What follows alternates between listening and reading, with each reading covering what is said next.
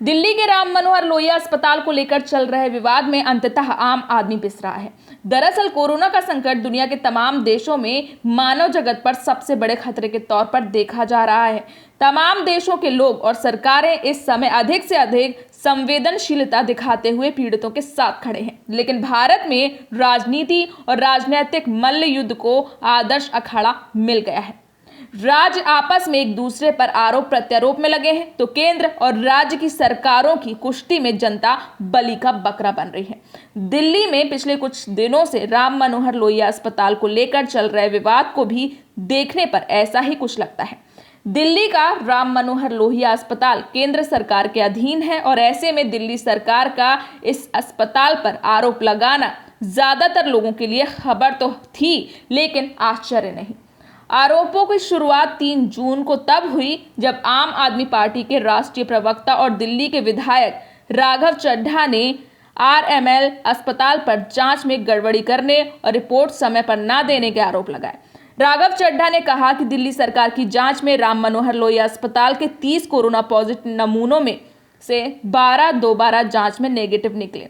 इसके अलावा राघव चड्ढा ने कहा कि केंद्र सरकार, दिल्ली सरकार और दिल्ली हाई कोर्ट ने बहुत स्पष्ट रूप से कहा है कि कोविड-19 जांच की रिपोर्ट अगले 48 घंटों के भीतर हर हालत में देनी है।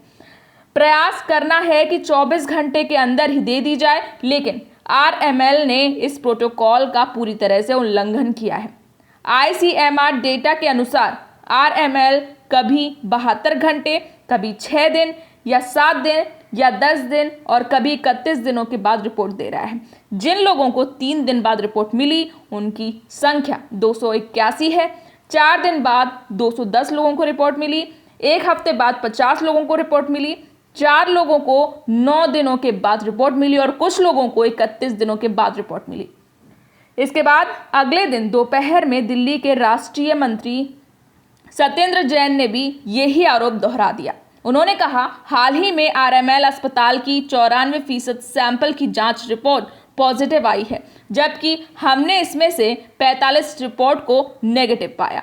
उन्होंने ये भी कहा कि डॉक्टर राम मनोहर लोहिया यानी कि आरएमएल कोरोना जांच की रिपोर्ट पर समय पर नहीं दे रही है। मंत्री ने कहा कि कोरोना से मरने वाले ऐसे 70% लोग हैं जिनकी जांच रिपोर्ट 5 या 7 दिनों में आ रही है, जो कि बिल्कुल गलत है। कोरोना की रिपोर्ट 24 घंटे के भीतर आनी चाहिए। लेकिन इसमें सच कितना है और कितनी राजनीति, ये आपको बताने से पहले हम चाहते हैं कि आप इस पर अस्पताल का जवाब भी सुन लें। राम मनोहर लोहिया अस्पताल की medical superintendent doctor Meenakshi Bhardwaj ने इन आरोपों के जवाब में कहा कि आरएमएल अस्पताल में जिन मरीजों की जांच हो रही है उनकी रिपोर्ट पूरी तरह सही है। उन्होंने कहा, जिन लोगों का सैंपल दोबारा चेक किया गया वो पुराना वाला सैंपल नहीं है, ये सैंपल बाद में लिया गया। दिल्ली सरकार की जांच हमारी जांच के कई दिनों के बाद कराई गई है। इस दौरान कुछ मरीज ठीक हो गए थे और इसलिए जांच नेगेटिव आई। हम जांच के सभी मापदंड को पूरी तरह अपना रहे हैं, हमारी तरफ से कोई गलती नहीं हो रही है। दरअसल आम आदमी पार्टी या दिल्ली सरकार के आरोप पूरी तरह गलत नहीं है। यही वजह है कि डॉक्टर मीनाक्षी भारद्वाज ने भी पूरे आरोपों को खारिज करने की जगह केवल जांच के गलत होने के आरोपों को खारिज किया है। हालांकि सोचने वाली बात यह है कि क्या इतनी संख्या और आंकड़ों के साथ आम आदमी पार्टी अस्पताल पर गलत आरोप लगाएगी, लेकिन ऐसा नहीं है कि इस मामले में आरएमएल अस्पताल की सुप्रिंटेंडेंट की बात अतार्किक है। जो वो कह रही हैं वो स्थिति भी संभव है, लेकिन इसका सच फिलहाल सामने नहीं है। ये भी सच है कि आरएमएल हॉस्पिटल में कोरोना टेस्टिंग की रिपोर्ट्स को लेकर अनियमितता लगातार सामने आ रही है। इसको अगर अस्पताल नकार भी दे तो भी इसके प्रमाण मौजूद हैं। लगातार कई लोगों ने इस मामले में शिकायत भी की है और लोग रिपोर्ट्स को लेकर होने वाली देरी को लेकर सामने भी आए हैं। इस संबंध में ज्यादातर शिकायतों का सिलसिला मई के 4थे सप्ताह से शुरू हुआ तो अब तक जारी है। मीडिया विजिल का संपर्क अस्पताल की लापरवाही के भुक्तभोगियों से भी हुआ। एक विवेक नाम के व्यक्ति ने बताया कि उसके भाई को जब कोरोना के लक्षण दिखने शुरू हुए तो जद्दोजहद के बाद उनका आरएमएल हॉस्पिटल में टेस्ट हुआ।